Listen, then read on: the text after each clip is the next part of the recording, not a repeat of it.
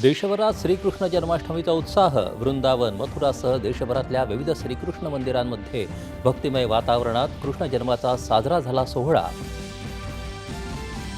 राष्ट्रपती पंतप्रधानांसह मान्यवरांनी जनतेला दिल्या कृष्ण जन्माष्टमीच्या शुभेच्छा। श्रीकृष्णांच्या शिकवणीचं पालन करण्याचं केलं आवाहन। मुंबईसह राज्यात दहीहंडीसाठी तरुणाई सज्ज, मोठ्या बक्षिसाच्या हंड्यांचं आयोजन। मुख्यमंत्री उपमुख्यमंत्र्यांसह अनेक नेते लावणार हजेरी।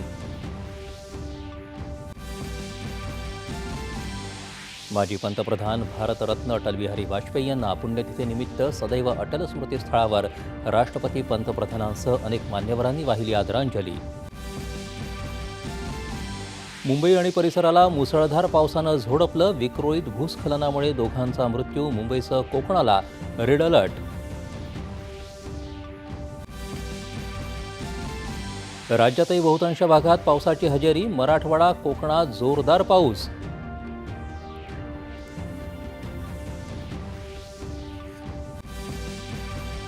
अलास्का इथं अमेरिकी राष्ट्राध्यक्ष डोनाल्ड ट्रम्प आणि रशियाचे राष्ट्राध्यक्ष व्लादिमीर पुतिन यांच्यात चर्चा। मात्र रशिया युक्रेन युद्धविरामावर ठोस सहमती नाही।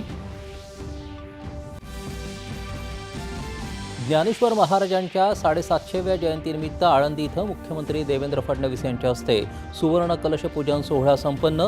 माऊलींच्या समाधी मंदिरावरती 11 किलोचा सुवर्ण कलश। जेरुसलेम इथं सुरू असलेल्या ॲथलेटिक्स स्पर्धेत भारताच्या अंकिता ध्यानीनं महिलांच्या 2000 मीटर स्टीपलचेस प्रकारात पटकावलं सुवर्णपदक। आणि भारतीय ग्रँडमास्टर एम प्रणेशनं चेन्नई ग्रँडमास्टर्सच्या खिताबाला घातली गवसणी।